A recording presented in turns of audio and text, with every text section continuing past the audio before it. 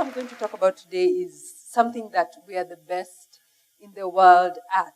And most of the times you think it's about genetics or something else. But this is the chance for us to go deeper and interrogate Kenyan expertise and see what really happens down there. This is what we see in the media. We've won medals. That's Vivian over there. That's when they did the 5,000 meters at the Africa Championships in 2010. And this is what we see in the media locally. They're winning medals and they're running. But basically, how does this guy in the Rift Valley go to become this guy who's being interviewed by all the media over here? So I think we have to start at the system. What happens? And basically, this is a training session. It's called the Sun Salute Yoga session. And in here is somebody who's been running for 3 months and the most dominant athlete in the world right now. In here is Stacy Chepyegon, and in here is David Rudisha. So this is like having you from Mathari Sports Club, Mathari Youth Sports Club, training with Messi. So you're all in the same place. You're eating the same food. You're doing the same routine. Of course, you know, Rudisha's routine may be quite higher than Faith's, but you're in the same place. So you're learning from each other and you're constantly pitting yourself against the best. So this is Brother Colm O'Connell, an Irishman who came here in 1976 and is Kenya's longest serving coach. And this is the youth camp in St. Patrick's Iten. So basically what happened, he came here, he found a system that was producing some good athletes. Mike Boit, 1972, Munich Olympics, silver medalist in the 800 meters. But what he did was, he took that system that was being practiced in St. Patrick's, and he started inviting people from other schools, all the local schools, all the local primaries, all the best athletes from the secondary schools in the area. And what ended up happening is that in the last 20 years, he has produced 2,000 athletes. 200 of them have gone on to become international. Names such as Janet Chepkosgei, the world champion. Names such as Edna Kiplagat, the world champion. Names such as Vivian Cheruiyot, the double world champion. And basically what his system did is that it gave equal opportunity to male and female runners. And such that if you notice that in 2011, Kenya won 17 medals in the world championships. 6 of them were from men, 11 were from women. And that was the first time that had happened. Yeah. So as you can see again here, it's very egalitarian. That's David Rudisha, most dominant athlete in the world right now. He's carrying the yoga mats. The young people are like, let David carry it. I mean, he's the strongest one here. So, and then those are some of the young athletes. You can see that's like a 13-year-old and training with him right there.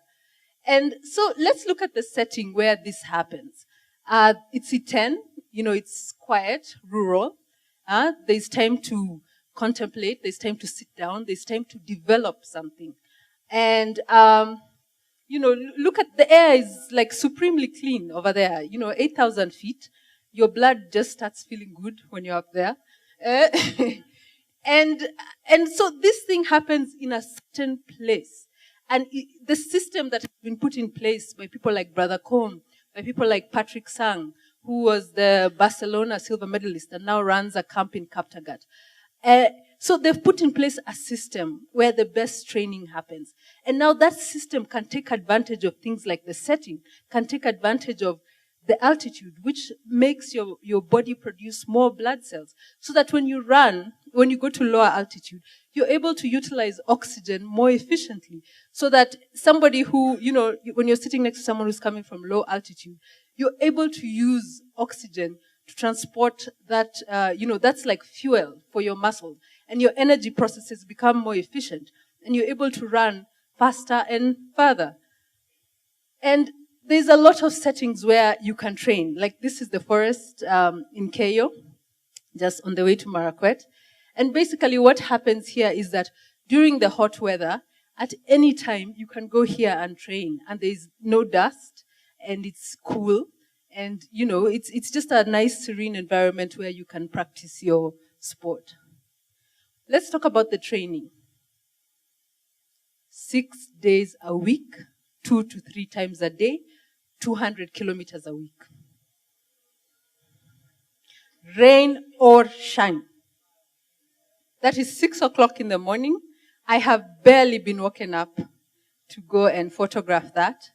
And that's the dedication. Because if you don't do that, you're not going to get anywhere. There are 5,000 people in this country who are running at the highest level. You're only getting to see maybe 10 of them winning medals. Let's say 17, 20. So only 200 out of that 5,000 goes to international level. And only very few of them that we get to hear about. So it's a system, it's a pyramid. These are the journeymen. These are the everyday people that make that pyramid like reach the highest levels of the sport, the highest levels that have ever been seen in the history of this world. Maybe in another word. No, I'm kidding. So as you can see how many people are training. You know, this is a quarter of the field. This is about, you can see possibly about 20 people there. That's a quarter of the field. There are like maybe another 80 people on this side of the track. That's a very small section of the track. That's a fartlek session. And this is like the most difficult training ever. It's fartlek. It builds speed and endurance. It's a Swedish word meaning speed play.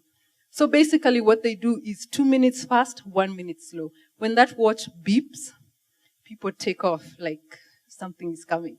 And, you know, then you do your restorative jog. And like that.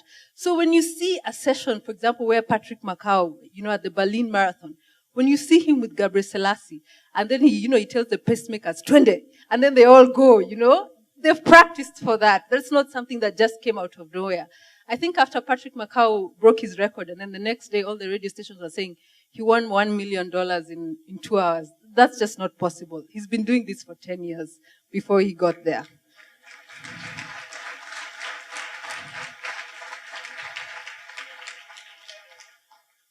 And what happens when you're the best woman in the world?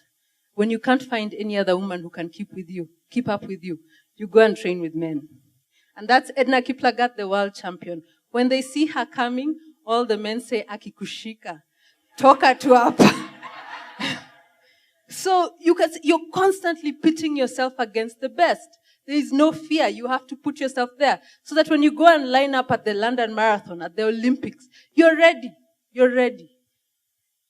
And that's how you look after a session. That's not water.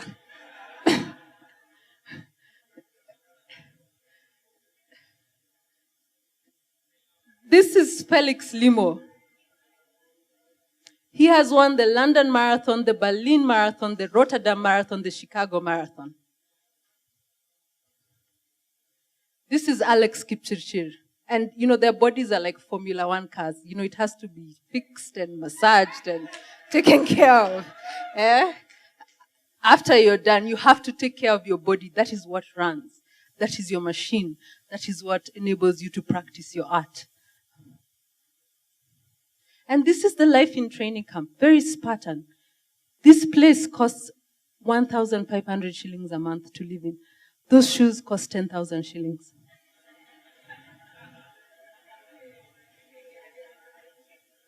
They do their own laundry. They grow their own vegetables. And the rookie in the camp is in charge of making sure no birds eat the vegetables. I think you can see the magnetic tape over there. And this is very, very dark, but I hope you can see the fire over there. Very Spartan, 3-stone fire. And that's how they, that's how they live.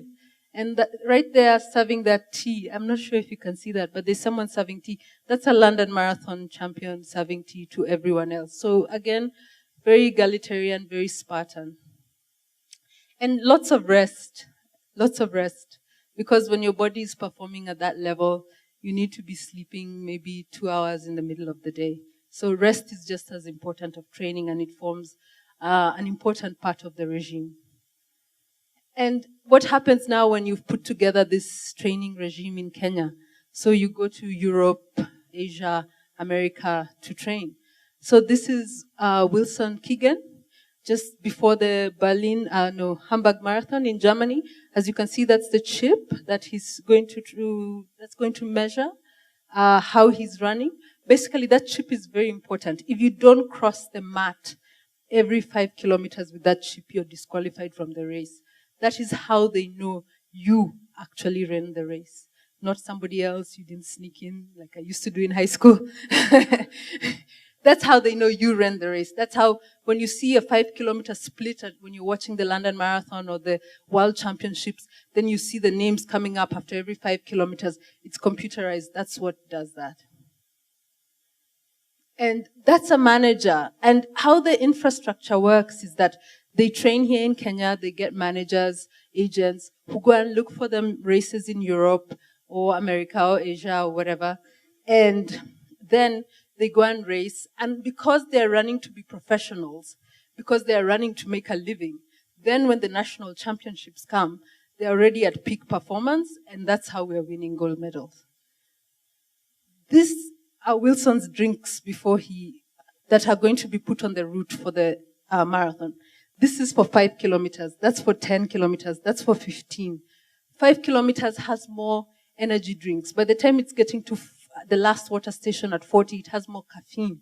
So that, it can give him that last extra boost. So it's very scientific. Nothing here has not been planned. Nothing here has not been thought of. And then that's the result. That's what's happening now when you put all these things together. And the things that running has built, those are buildings in Eldoret, belong to runners. A clue is usually, it's named after a foreign city where the money was won. Johannesburg, Rieti, Rotterdam. All these are buildings in Eldoret. And when you see them, you'll know why they're named like that now. As well as children, Helsinki and Berlin. Again, the things that running has built. And what happens? How do you start to have ambition? You look at something that someone has done next to you and how they have improved their lives. And you say, that person is just like me. I can do this. So when the young runners pass here, they're like, this person, was in the same school as me, as they were eating the same thing as me. And, you're coming from a society that maybe doesn't have so much. So you're saying, if they can do this and get this, then I can do this so that I can make my life better. And it's a very basic human emotion and ambition to better your state and that of your family and of future generations around you. And so hopefully that is how the story of how this runner becomes this runner at The Hague. We don't do all bad things at The Hague. Yes, and thank you very much.